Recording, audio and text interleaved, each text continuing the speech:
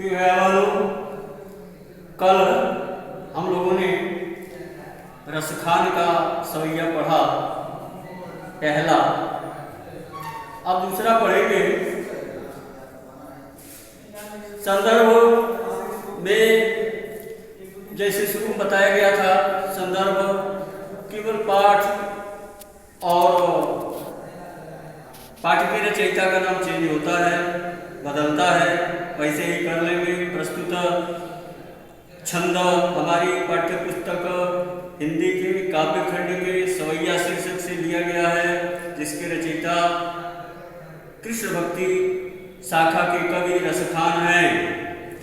अब जो दूसरा छंद है, एक उसमें जो है कृष्ण के बचपन का वर्णन किया है रसखान ने, क्योंकि अपना संपूर्ण जीवन रसखान ने कृष्ण की भक्ति में ही लगा दिया। उनका बाल वर्णन, युवावस्था का वर्णन भी किया। एक ही लक्ष्य था, कृष्ण की भक्ति करना। तो इसमें वर्णन किया है कि एक गोपी जो है वह माता यशोदा के यहाँ कृष्ण को देखने के लिए गई थी, और वहां से जब लौटती है तो दूसरी सखी से वह वर्णन करती है, कहती है, आज गई हुती भोर ही हो रसखानी रही, वाहि नंद के भो रही, वाको जियो जुग लाख करोड़, जसोमती को सुख जात करो रही, तेल लगाई लगाई के अंजन भौ है बनाई बनाई दिखो नहीं, डारी हमें निहार निहारत भारत जो कुछ कारत छो नहीं, तू करे आज गई हुती भोर ही हो। हे सखी, आज प्रातः काल ही मैं नंद के घर गई थी, रसखान गई, वही नंद के भवन, भवन भवन। रसखान कब कह रहे हैं कि वह गोपी कह रही है अपनी सखी से कि हे सखी, आज प्रातः काल ही मैं श्री कृष्ण की सुंदरता, उनके सौंदर्य का अवलोकन करने, दर्शन करने नंद बाबा के घर गई थी, और वहां पर हमने कृष्ण के सौंदर्य को, उनकी सुंदरता को, उनकी मनमोहकता को देखा। हे सखी, वाको जियो जुग लाख करोड़, माता यशोदा का वह लाल श्री कृष्ण लाखों करोड़ों वर्षों तक जीवित रहे, जसोमती को सुख जात कहो नहीं, क्योंकि उस कृष्ण के कारण माता यशोदा का जो आनंद है, जो सुख है, उसका वर्णन नहीं किया जा सकता। तेल लगाई लगाई के अंजन। हे सखी, हमने देखा कि माता यशोदा ने बालक श्री कृष्ण या शिशु श्री कृष्ण के शरीर में तेल उपटन लगाकर उनकी आंखों में काजल लगा दिया था, लगाई के अंजन बने काजल लगा दिया था, उनकी भौहें बना दिया था, बनाई डिठौ नहीं। और डिठौ नहीं कहा जाता है किसी की नजर न लगे उसके लिए ललाट पर एक काजल से जो चिन्ह बनाया जाता है, उसी को डिठौना ही कहा जाता है, डिठौना कहा जाता है। तो हे सखी, माता यशोदा ने बालक श्री कृष्ण को तेल लगा के, उनकी आंखों में काजल लगा के, भौहा बना के, और उनके ललाट पर किसी की नजर न लगे इसके लिए भी चिन्ह बना दिया था। और डारी हमें निहार निहार, उनके गले में माला पहनाकर और उनको निहारती हुई, देखती हुई और उनको देखकर आनंदित होती हुई माता यशोदा भारत जो कुछ कारत छो नहीं, बार बार अपने बच्चे, अपने बालक श्री कृष्ण को पुचकार रही है, दुलार रही है, प्रेम कर रही है। पुचकारना माने प्रेम करना, छौना माने पुत्र। फिर देखेंगे, हे सखी, आज हो रही, आज प्रातः काल ही मैं नंद बाबा के भवन गई थी, नंद बाबा के घर गई थी, वहां हमने श्री कृष्ण के अलौकिक सौंदर्य को देखा।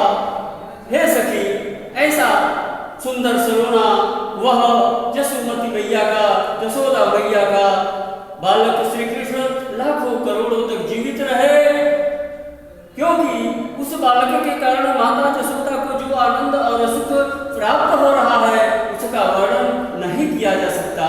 उस समय माता यशोदा ने बालक श्री कृष्ण को तेल लगाकर उनकी आंखों में काजल लगा दिया था, भौहें बना दिया था, और किसी की नजर न लगे इसलिए उनके मस्तक पर एक काजल का चिन्ह, डिठौना जिसको कहते हैं, बना दिया था, और उनके गले में माला को पहनाकर बार बार उनके सौंदर्य को देख रही थी, उसका अवलोकन कर रही थी, आनंदित हो रही थी, और अपने बालक को बार बार पुचकार रही थी, प्रेम कर रही थी और सुख को प्राप्त कर रही थी। धूरी भरे अति शोभित श्याम तैसी बनी शिव सुंदर चोटी, खेलत खात फिरे नापक पैजन बाजत पीरी कछोटी, वाछवी को रस खानी पिलोकत वारत काम कलामी कोटी, काग के भाग बढ़े सजनी हरि हाथ सुले गए माखन रोटी। कह रहे हैं, स्थान को कहते हैं कि धूरी भरे अति शोभित श्याम जो नंद बाबा के आंगन में बालक श्री कृष्ण खेल रहे हैं, घूम रहे हैं। अब जब घूम रहे हैं, उठ रहे हैं, गिर रहे हैं, उनका शरीर धूल से सना हुआ है, तो धूल भरे अति शोभित श्याम जो, शरीर में धूल से सुशोभित श्री कृष्ण खेल रहे हैं, भ्रमण कर रहे हैं, या खेलते हुए धूल से सने हुए, धूल में लिपटे हुए बालक श्री कृष्ण अत्यंत सुशोभित हो रहे हैं। तैसी बनी शिव सुंदर चोटी, उनके सिर पर माता यशोदा ने अत्यंत सुंदर चोटी बना दिया है, अर्थात उनके बालों को संवार दिया है। खेलत खात फिरे ना, माखन रोटी हाथ में लेकर खाते हुए, हंसते हुए, खेलते हुए बालक श्री कृष्ण नंद बाबा के उस आंगन में घूम रहे हैं। जब घूम रहे हैं तो पग पैजनी बाजती, उनके पैरों में जो पैजनी है वह बज रही है, पैरों में पहने हुई जो पैजनी का आभूषण है वह बज रहा है, और पीली कछोटी, उनके कमर में पीले रंग की जो लगोटी है, पीले रंग का जो वस्त्र है वह अत्यंत सुशोभित हो रहा है। वाछवी को रसखान विलोकत, रसखान कब कहते हैं कि श्री कृष्ण के उस अनुपम सौंदर्य को देखकर भारत काम कला निज कोटि, करोड़ों कोटि मानी करोड़ों, करोड़ों कामदेव की कला को, सुंदरता को न्यौछावर कर सकते हैं, किया जा सकता है। रसखान को कहते हैं कि बालक श्री कृष्ण के उस अनुपम सौंदर्य को देखकर करोड़ों कामदेव की सुंदरता को, उनकी सुंदरता पर न्यौछावर किया जा सकता है। काग के भाग बड़े सजनी, हे सखी, काग के भाग बड़े, वह कौवा बड़ा ही भाग्यशाली है जो बालक श्री कृष्ण के हाथ से मक्खन और रोटी छीन कर और लेकर उड़ गया।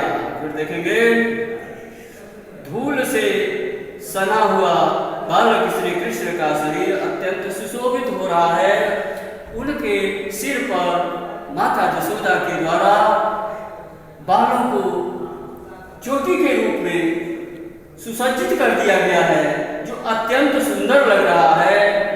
बालक श्री कृष्ण अपने हाथ में मक्खन रोटी लेकर खेलते हुए, खाते हुए नंद बाबा के आंगन में घूम रहे हैं, जिससे उनके पैरों की पैजनी की मधुर आवाज चारों ओर गूंज रही है, और उनके कमर में पीले रंग की लगोटी जो है अत्यंत सुशोभित हो रही है।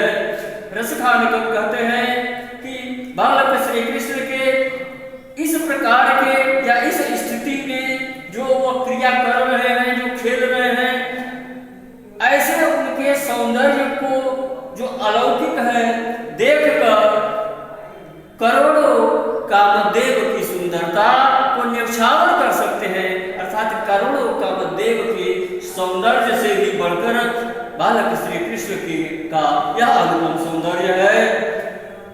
फिर कह रहे हैं कि वह कौवा, काग माने वह कौवा बड़ा ही भाग्यशाली है। हे सखी, वह कौवा बड़ा ही भाग्यशाली है, उसका सौभाग्य है कि माखन रोटी खाते हुए श्री कृष्ण कृष्ण के हाथ से वह कौआ मक्खन रोटी छीन लेता है, लेकर उड़ जाता है, उसको प्रसाद के रूप में ग्रहण कर लेता है। हे सखी, वह कौआ बड़ा ही भाग्यशाली है। इस प्रकार रसखान में दोनों छंदों में, दोनों अवतरणों में बालक श्री कृष्ण की शिशु लीला का अत्यंत अनुपम, सुंदर और स्वाभाविक वर्णन किया है, स्वाभाविक चित्रण किया है। प्रिय भाइयों, इस अवतरण में वात्सल्य रस की अभिव्यक्ति हुई है, सवैया छंद है, अनुप्रास अलंकार है, ब्रज भाषा का प्रयोग किया गया है, क्योंकि रसखान को ब्रज और ब्रज की भाषा से बड़ा ही लगाव था, बड़ा ही प्रेम था। उन्होंने अपनी रचना में ब्रज भाषा का ही प्रयोग किया है। प्रसाद गुण है और मुक्तक शैली का प्रयोग किया है। इन छंदों को, इन अवतरणों को व्यवस्थित पढ़ेंगे, अपनी अभ्यास पुस्तिका में संदर्भ सहित, प्रसंग सहित व्याख्या लिखेंगे, काव्य सौंदर्य लिखेंगे और अभ्यास करने का कार्य करेंगे। धन्यवाद।